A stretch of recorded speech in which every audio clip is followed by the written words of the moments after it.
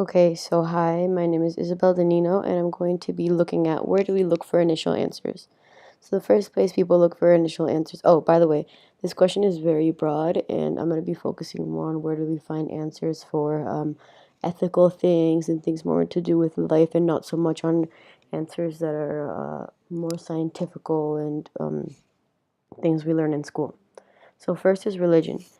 In a reading based on religion, the author defines RKS as religious knowledge systems offer answers to fundamental questions about the meaning of purpose of human life.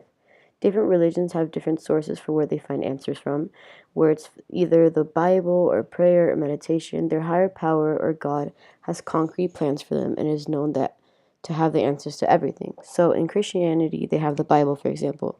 It's a written document that instructs people what to believe in and what is morally correct or not. It's already established and is seen as something that everybody follows, therefore, you must follow it as well, because if a lot of people are doing it, then it must be correct. Therefore, since it is known as the guide to Christianity, a lot of people look for answers in that text. It is known to be that in religion, since God is the creator of the universe and seems to know everything and only does things because he or she has a plan for you, humans may be more likely to turn to prayer because of faith and this emotional connection to this higher power that may understand you in the way that humans may not. As God is seen as a figure that knows everything, instead of trying to look for concrete explanations for things, it is simply easier to go directly to religious documents or prayers that will give you immediate answers. Another area of knowledge that ties into this is faith, because it is argued that in order to believe in God, you must have faith as in God as a spiritual figure and not something that you can see or touch directly. In a reading that shows three distinct perspectives on religion, one philosopher stated, "You only understand religious doctrines when you put them into practice." It is an arresting fact that in every single one of the major world faiths, that compassion is the test of any true religiosity. So this is said by Armstrong.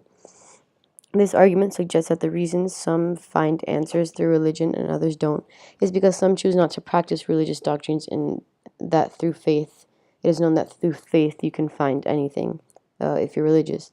So, shared knowledge goes along with knowing how to find answers through religion, because in order to categorize yourself under religion, you have to agree with the majority of the beliefs that coincide with that specific religion. But then there are also counter arguments as to why religions do not work to find answers. For example, a philosopher named Harris, in that same reading about the three perspectives, said, "I view religions as essentially failed sciences. Religion was the discourse that we all had when all causes in the universe were opaque. We didn't know the basis of anything." And that's what I'm going to talk about next, which is ethics and hard and human sciences later on. So, for ethics, um, it requires intuition, emotion, reason, and memory. And so, something that ties into a lot of ethics is social learning theory, which is a study that we do in psychology. And it can be used in ethics and in finding answer to things, because there's something called a vicarious learning, which is when you see someone do something and see the consequence of them doing that action, you either do the same in order to get that same, uh, like, what's it called? Like, in order to get that same reward, or you avoid doing the action so you avoid the punishment. Also, conformity plays a role in ethics, which you're more likely to do something when a group of people are doing it. So you're more likely to do what's morally right or wrong when other people are doing it.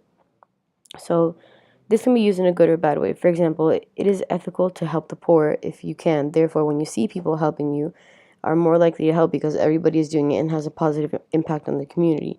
On the other side, when you see a single person, for example, shooting up an entire school and then seeing how the victim's family is suffering, and then the shooter goes to jail or kills himself or whatever, you're obviously less likely to do what they did in order to avoid the consequence of dying or being locked up and avoiding hurting so many people. And all of these finding answers through ethics is tied in with emotion, because humans naturally have emotions, and the way you feel about a topic may make you less or more likely to do something.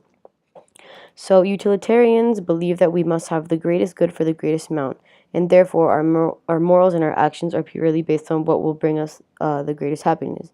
Actions are based on merely on how the human may affect in the short term and long term orientation. So someone who is not religious may answer in a way that is purely will purely help you in a long or short term time span.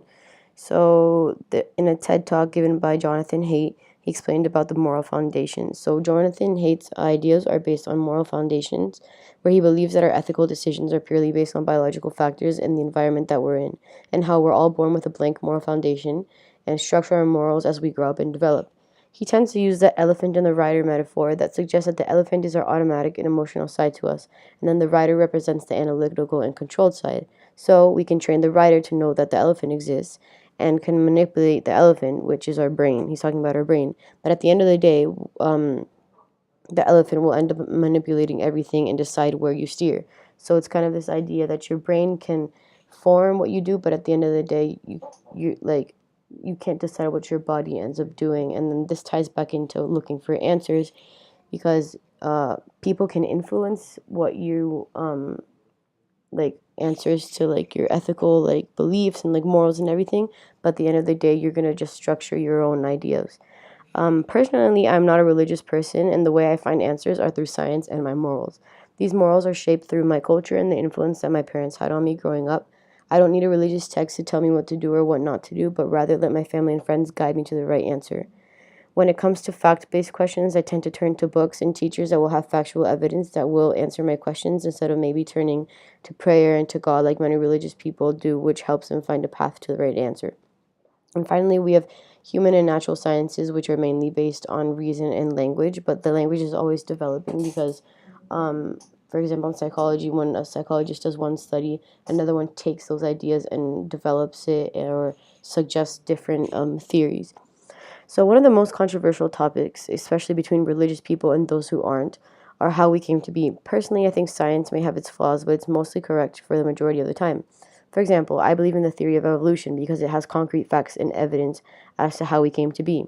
Reason is the best way of knowing here because rather than basing our questions on what we think may be the answers, there's factual evidence that shows why those answers are correct. And then you have human sciences, which is, for example, psychology. So psychology allows us to understand natural human behaviors and why we do and what we do. So it uses natural behaviors and then later developments such as research or our own technological studies to study the body and provide factual evidence as to how and why our body and or mind do things that they do. Again, this is more reliable than a religious text because a religious text was made much years ago, and as Harris said, uh, some people view religion as a way to give answers when the world was opaque. We didn't know anything. But then science is always developing, and there's actual evidence that backs up their claims. So it's more reliable because they provide exact explanation as to why we do things, so therefore it is tied into reason. But at the end of the day, there's no right or wrong way to look for answers. The way you grew up and the culture that surrounds you has a massive influence on where you look for answers and the resources that are available to you to find them. And these are the sources that I used. Yeah.